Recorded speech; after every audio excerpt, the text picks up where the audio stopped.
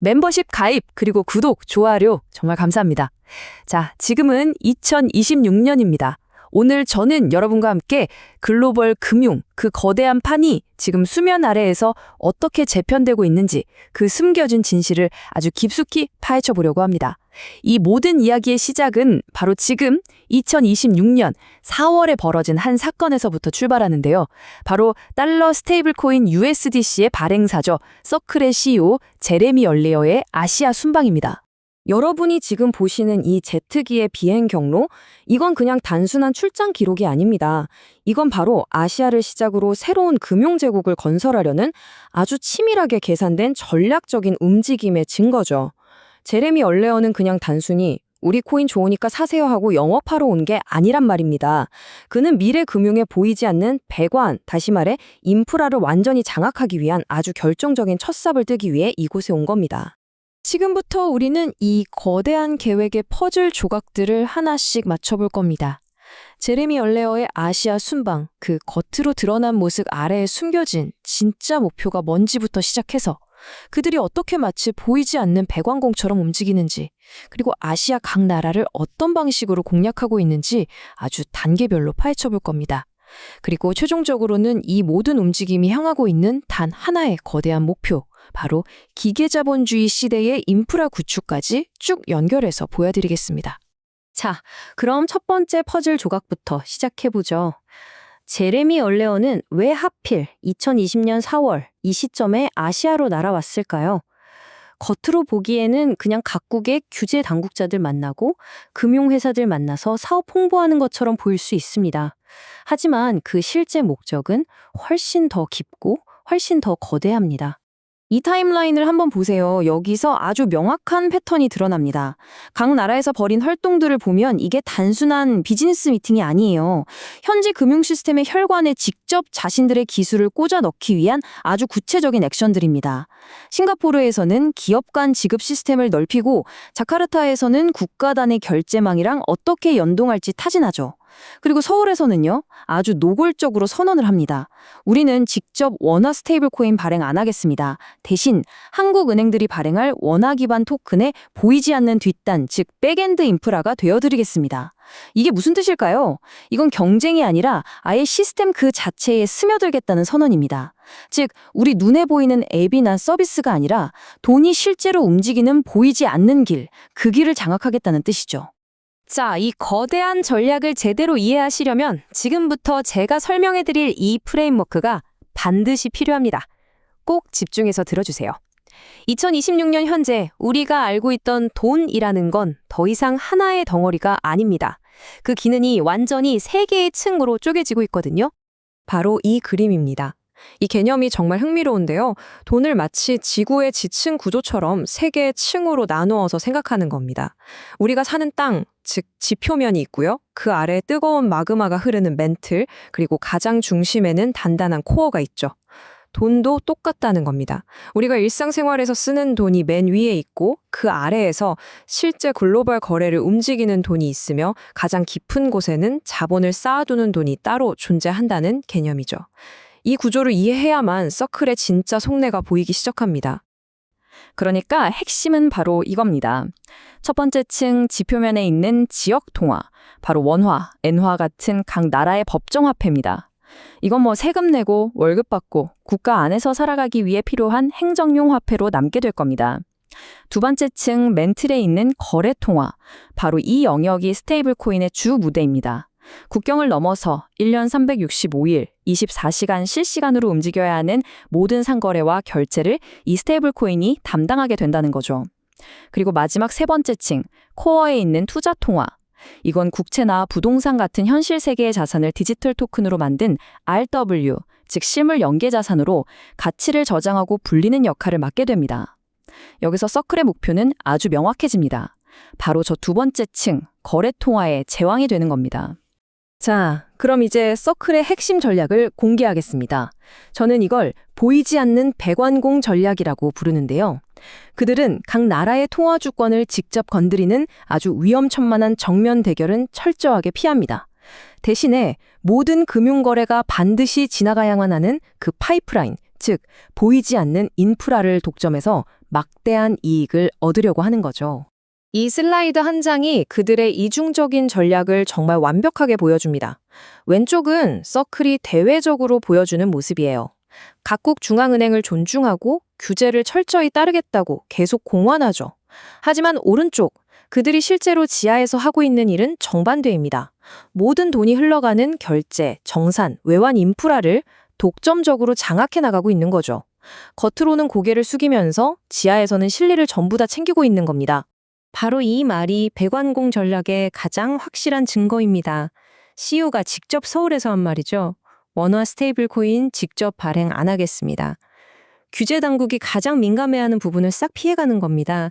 그 역할은 한국은행들에게 넘겨요. 대신 서클은 뭘 하냐? 그 은행들이 발행한 원화 토큰이 글로벌 달러 네트워크에 연결될 수 있는 유일한 통로, 즉 기술과 인프라를 공급하겠다는 겁니다. 말하자면 가장 핵심적이고 가장 이익이 많이 남는 자리를 차지하겠다는 거죠. 이 거대한 배관공 전략이 아시아라는 이 거대한 전장에서 구체적으로 어떻게 실행되고 있는지 한번 살펴보겠습니다. 서클은 모든 나라에 똑같은 전략을 쓰지 않습니다. 각국의 규제와 시장 상황에 맞춰서 여기 4개의 나라의 4가지 다른 색깔의 맞춤형 침투 전술을 구사하고 있습니다. 이 표를 한번 보시죠. 정말 정교하게 짜여 있습니다. 먼저 규제에 가장 친화적인 일본. 여기서는 현지 파트너인 SBI와 손잡고 제도권 안에서 아주 편안하게 사업을 확장합니다.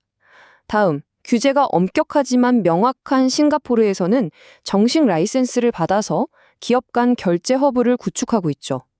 QR코드 결제가 엄청나게 발달한 인도네시아에서는 국가 결제망에 보이지 않는 뒷단을 공략하고요. 그리고 마지막으로 가장 방어적인 한국에서는 어떻게 할까요?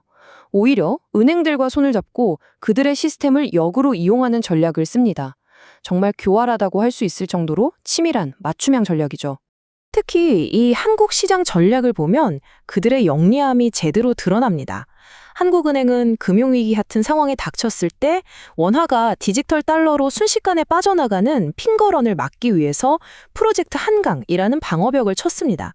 시중은행들이 직접 예금 토큰이라는 원화 기반 토큰을 발행하게 해서 달러의 침투를 막겠다는 거죠. 그런데 서클은 이걸 절호의 기회로 활용합니다. KB, 신한, 하나, 우리 같은 4대 금융지주와 직접 접촉해서 이렇게 제안하는 겁니다.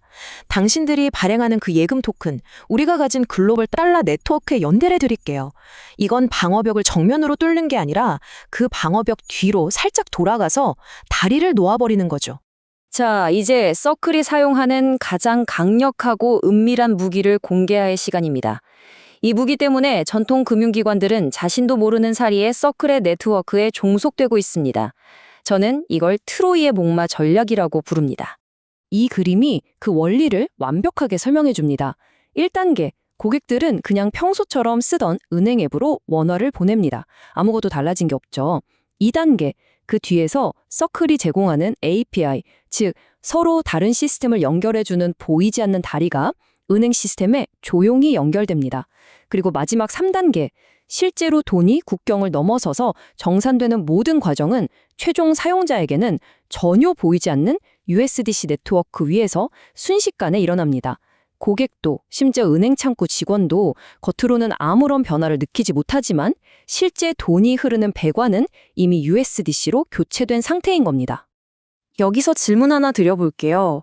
왜 그동안 은행 같은 전통 금융사들이 블록체인이나 암호화폐 기술의 장점을 뻔히 알면서도 이걸 쉽게 도입하지 못했을까요? 정답은 바로 이겁니다.